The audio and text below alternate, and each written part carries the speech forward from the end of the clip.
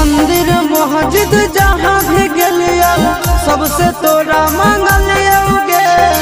तोरा हम हंसलियो हरदम अपने भले कानलियोगे।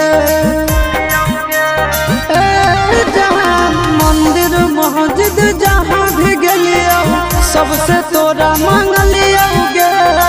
तोरा हम हंसलियो हरदम अपने भले कानलियोगे। तोर किस्मत खुलता, तोर किस्मत खुलता, जरता हमर भगिया गे। बसवे के डोलिया जानू बांस के